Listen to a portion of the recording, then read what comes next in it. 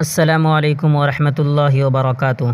अज़ीज़ साथियों, एक साथी ने इसके मुतालिक सवाल किया था कि ये तिरंगा किस तरीके से बना जाए कि बीच में नाम रहे और एक कलर ऊपर एक कलर नीचे रहे। तो मैं आज इस वीडियो के अंदर इसी के बनाने का तरीका बताऊंगा और साथ साथ इस फ्रेम के बनाने का भी तरीका बताऊंगा कि किस तरीके से बनाया जाए। तो देखिए, सबसे पहले आप पिक्सल लैब खोल लीजिए। पिक्सल लैब खोल लेने के बाद यहाँ पर जो कुछ हो पहले इसको आपको डिलीट कर देना। ये ए वाले ऑप्शन के ऊपर क्लिक करना, डब्बा के ऊपर क्लिक करना, इस तरीके से डिलीट हो जाएगा। उसके बाद यहाँ पे बीच में क्लिक करना और उसके बाद यहाँ पे शेप्स के ऊपर क्लिक करके एक शेप इसके अंदर से निकाल लेना है। देखिए यहाँ पे इसके बीच में क्लिक कीजिए, ये गोल वाला यहाँ से निकाल लीजिए।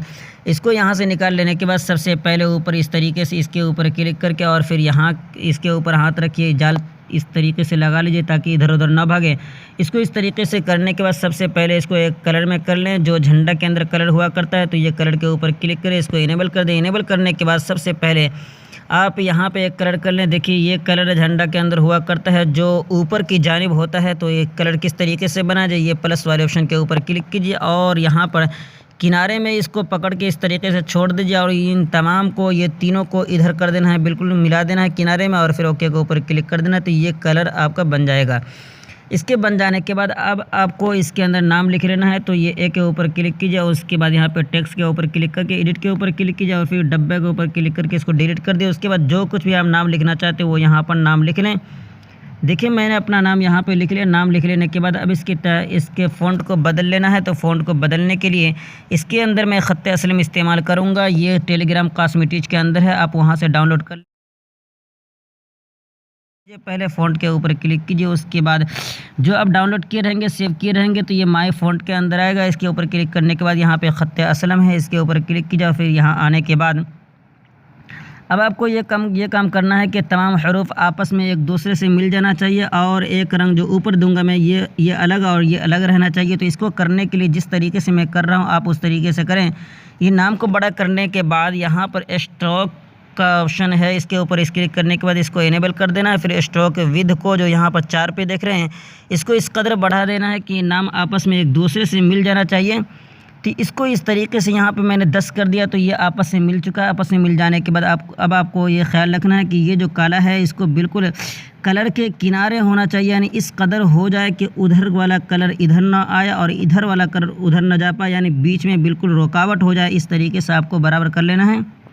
तो देखिए मैंने यहाँ पे किस तरीके से किया कि ये बिल्कुल इधर आ गया और ये बिल्कुल इधर आ गया, यानी बिल्कुल बीच में आड़ हो गया, यानी उधर का कलर इधर नहीं आ सकता और इधर का कलर उधर नहीं जा सकता है। तो इस तरीके से आपको बिल्कुल फिट कर लेना, ये किनारे किनारे आ जाना चाहिए। आपको यही बात ख्याल रखनी होगी। बहरहाल इसको इस तरीके से करने के बाद पहले इसको गैलरी के अंदर सेव कर ले। ऊपर सबसे पहले नीचे के बैकग्राउंड को साफ़ कर दे। ये नीचे बैकग्राउंड के ऊपर इसके ऊपर क्लिक करें और उसके बाद यहाँ पे ट्रांसपेरेंट के ऊपर क्लिक करें और नीचे के साफ़ कर देने के बाद यहाँ पे शेयर वाले ऑप्शन के ऊपर क्लिक करें। उसके बाद डिफ़ॉल्ट के ऊपर क्लिक करके अल्ट्रा के ऊपर क्लिक करें, सेव टू गैलरी कर ले। पहले गैलरी के अंदर इसको सेव कर लें। गैलरी के अंदर सेव कर लेने के बाद अब आपको नाम के ऊपर बिल्कुल हाथ नहीं रखना है, बिल्कुल ख्याल रखें कि नाम के ऊपर हाथ नहीं रखना। उसके बाद ऊपर लेयर के ऊपर क्लिक करें और उसके बाद यहाँ पर जो देख रहे हैं इसके ऊपर इस तरीके से हाथ रखें और उसके बाद पहले इसके बाहर निकल जाने के बाद यहाँ पे बीच के में इसके ऊपर क्लिक करें। उसके बाद नीचे कलर बदल देना है, यानी कि ये कलर के ऊपर क्लिक करना। उसके बाद यहाँ पे हरा कलर देना है, तो जो झंडा के अंदर हुआ करता है। तो ये देखिए यहाँ पे ये कलर झंडा के अंदर हुआ करता है। ये प्लस के ऊपर, प्लस वाले ऑप्शन के ऊपर क्लिक करें। उसके बाद इसको बिल्कुल यहाँ पे छोड़ देना और इसको बिल्कुल किनारे कर देना और इसको लाकर यहाँ पे छोड़ना, इसको बिल्कुल इधर करना है। तो इस तरीके से करेंगे तो झंडा का जो हरा कलर हुआ करता है वो इस तरीके से हो जाएगा। इसको इस तरीके से करने के बाद फिर इसको गैलरी में उसी तरीके से सेव कर लेना है। इसको गैलरी में सेव कर लेने के बाद देखिए अब जो आगे का काम है ये मैंने बहुत ही कोशिश की पिक्सल लैब से करने की, लेकिन पिक्सल लैब से जो आगे काम है वो करना बहुत ही दुश्वार है। तो इसके लिए मैं एक ऐप इस्तेमाल करूँगा जिसका नाम है बैकग्राउंड इरेज़र। ये बहुत ही कम MB में दस्तियाब है, 2-2.5 MB में है। तो पहले आप इसको डाउनलोड कर ले। ये बैकग्राउंड इरेज़र है, मैं इसका लिंक डिस्क्रिप्शन में दे दूँगा, आप वहाँ जाकर डाउनलोड कर लेंगे। बहरहाल इसको किस तरीके से इस्तेमाल किया जाए देखिए, यहाँ पर लोड ए फ़ोटो, इसके ऊपर क्लिक कीजिए। उसके बाद जो फ़ोटो आपने अभी तैयार किया है वो फ़ोटो पहले गैलरी से एक निकाल लेना है। देखिए मैंने अभी ये तैयार किया था, तो पहले मैं इसको गैलरी से यहाँ पे इस तरीके से निकाल लेता हूँ। यहाँ पे इसको लाने के बाद ऊपर जो डन के ऊपर इस तरीके से क्लिक करना है। फिर यहाँ आ जाने के बाद यहाँ पर देखिए ये ऑटो के ऊपर इस तरीके से क्लिक करना है। क्लिक करने के बाद यहाँ पे इसको पहले आपको ख्याल रखना है कि हरा कलर नीचे रहता है या ऊपर रहता है। झंडे के अंदर हरा कलर कहाँ होता है तो आप जानते हैं नीचे होता है, तो मुझे ऊपर का इस तरीके से साफ़ कर देना। तो ऊपर इस तरीके से रखेंगे, ऑटो के ऊपर क्लिक करके इसको ले जाकर ऊपर इस तरीके से रखेंगे तो ऊपर वाला बिल्कुल साफ़ हो जाएगा। इसको साफ़ कर लेने के बाद अब हमें इसके डन के ऊपर क्लिक करना है। डन के ऊपर क्लिक करने के बाद यहाँ पर दो के ऊपर क्लिक कर दें। ये इस तरीके से करेंगे तो बिल्कुल साफ़ हो जाएगा। उसके बाद सेव के ऊपर क्लिक करें और सेव के ऊपर क्लिक करने के बाद फिर उसके बाद ऊपर जो सही वाला ऑप्शन दिख रहे हैं फिनिश के ऊपर क्लिक करना है। तो ये गैलरी के अंदर पहुंच चुका है। इसी तरीके से दूसरा जो आपने येलो कलर में किया है उसको भी इसी तरीके से साफ़ कर लें। तो दोनों को मैंने इस तरीके से साफ़ कर लिया। ये मैं बैकग्राउंड इरेज़र इसलिए इस्तेमाल किया हूँ क्योंकि पिक्सल लैब से इस कदर सफाई मुमकिन नहीं है। ये बैकग्राउंड इरेज़र ही का कमाल है कि इस तरीके से आप साफ़ कर पाएंगे। बहरहाल इसको इस तरीके से साफ़ कर लेने के बाद अब फिर आपको पिक्सल लैब के अंदर जाना है। पिक्सल लैब के अंदर जाने के बाद यहाँ से जो कुछ भी हो पहले आप यहाँ पर बिल्कुल किनारे में इस तरीके से हाथ रखें और उसके बाद यहाँ पे डिफ़ॉल्ट के ऊपर इस तरीके से ये बैकग्राउंड आपको ले लेना है। और उसके बाद यहाँ पे जो कुछ है पहले से को डिलीट कर देना है। फिर गैलरी से उसको निकाल लेना जो आपने साफ़ किया है। तो ये बीच के ऊपर क्लिक कीजिए, उसके बाद यहाँ पे इंपोर्ट के ऊपर क्लिक करना है। फिर गैलरी से वो निकाल लेना जो अभी आपने साफ़ किया था। देखिए ये मैंने गैलरी से निकाल लिया। पहले इसको इस तरीके से लगा दें जो मैंने लगाने बताया था। उसके बाद इसको बीच में इस तरीके से यहाँ पे कर दें। इसके करने के बाद फिर एक और जो आपने लिया है उसको भी यहाँ पे निकाल लें। तो उसी तरीके से फिर वहाँ पे नीचे इंपोर्ट के ऊपर क्लिक करना, फिर उसको भी गैलरी से निकाल लेना है। ये गैलरी से मैंने इसको भी निकाल लिया। अब इसको लाकर इसके ऊपर इस तरीके से रख देना है। तो देखिए नीचे ये हरा कलर, ऊपर ये येलो कलर, तो इस तरीके से आप भी आसानी कर सकते हैं। बहरहाल इतना कर देने के बाद अब ऊपर इस तरीके से पहले इसको लॉक लगा लेना है। इसको लॉक लगाने के बाद ये काम यहाँ पे मुकम्मल हो चुका।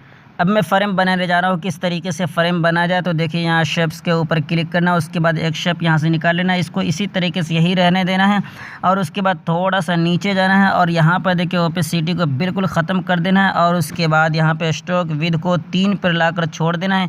इसको यहाँ पे इस तरीके से करने के बाद अब आपको ख्याल रखना है यहाँ पे कॉपी के ऊपर क्लिक करें। उसके बाद इसको यहाँ पे बीच में लाने के बाद यहाँ पर देखिए एक ऑप्शन होगा, आपको इसका इस्तेमाल करना होगा। ये रोटेट के ऊपर क्लिक करने के बाद 1 2 3 4 5 इस तरीके से 5 कर दें। फिर उसके बाद बाहर निकल कर फिर इसको इसी तरीके से कॉपी कर लें। कॉपी कर लेने के बाद फिर इसको उसी तरीके से 5 फिर आगे और बढ़ाना है। तो इसी तरीके से 5 5 करके आप पूरे इस तरीके से घुमा लें। इस तरीके से मैंने 5 किया, ये 10 पर आ गया। फिर उसके बाद इसी तरीके से कॉपी करना, फिर यहाँ पर लाना है और फिर उसी तरीके से रोटेट के ऊपर क्लिक करना, फिर 5 आगे बढ़ाना। यहाँ पर नंबर देखें 5 5 5 फिर 15 ये हो गया। फिर सही वाले ऑप्शन के ऊपर क्लिक करना, फिर इसी तरीके से कॉपी करना है। फिर उसके बाद यहाँ पर लाकर इस तरीके से रखना है और फिर यहाँ पे रोटेट के ऊपर क्लिक करना है। फिर 5 आगे बढ़ाना है। तो इस तरीके से यहाँ पे 20 हो गया। तो इसी तरीके से आपको पूरे चारों तरफ करना है। मैं वीडियो रोककर पूरा बना रहता हूँ, आपको इसी तरीके से घुमाना है। तो इस तरीके से अगर आप पूरे घुमा लेंगे तो इस तरीके से आपका बन जाएगा। ये बन जाने के बाद अब ऊपर लेयर के ऊपर क्लिक करना और यहाँ पे जितना हो सबको जोड़ देना है। तो जोड़ने के लिए नीचे यहाँ पर इसके ऊपर क्लिक कीजिए, उसके बाद सबको इस तरीके से सेलेक्ट कर दीजिए। इस तरीके से सेलेक्ट करने के बाद फिर बीच में यहाँ पर रोटेट के ऊपर क्लिक करना। याद रहे कि यहाँ पर वही सबको सेलेक्ट करना है जो इसके अंदर आप इस्तेमाल किए हैं। बहरहाल डबल स्क्रीन के ऊपर क्लिक कीजिए और इस तरीके से आप पहले इसको इस तरीके से कर लीजिए। यहाँ पे कर लेने के बाद अब इसको जिस कलर में करना चाहते हैं कोई एक कलर में आप कर दें। मैं यहाँ पर ये इस कलर में कर दे रहा हूँ। इसको इस तरीके से कर लेने के बाद पहले आप यहाँ पर इसको ताला लगा दें और उसके बाद एक और आपको नीचे से शेप निकाल लेना है। ये यहाँ पर मैंने इसको शेप निकाल लिया यहाँ पर। उसके बाद इसको गोल कर दिया। उसके बाद फिर यहाँ पर ओपेसिटी को बिल्कुल ख़त्म कर दिया और उसके बाद यहाँ पर ये जितना बढ़ाना चाहे इसको बढ़ा लें, यानी कोई एक कलर दे देना है इसके अंदर। तो मैं इसके अंदर ये कलर दे रहा हूँ, ये थोड़ा सा बेहतर लग रहा है। उसके बाद नीचे बैकग्राउंड में इसके ऊपर क्लिक करके यहाँ पर इसके अंदर नीचे ये कलर के ऊपर क्लिक कीजिए और जो भी कोई एक कलर देना चाहे इसके अंदर दे सकते हैं। कोई ऐसा कलर दे बेहतर लगे। मैं यहाँ पे सफ़ेद ही दे रहा हूँ, सफ़ेद ही मुझे अच्छा लग रहा है। उसके बाद यहाँ पे मेरा ये काम मुकम्मल हो चुका है। अब ऊपर शेयर वाले ऑप्शन के ऊपर क्लिक करना है, फिर उसके बाद डिफ़ॉल्ट के ऊपर क्लिक करना है, फिर उसके बाद अल्ट्रा के ऊपर क्लिक करके सेव टू गैलरी कर लेना है। तो इस तरीके से गैलरी के अंदर पहुँच चुका।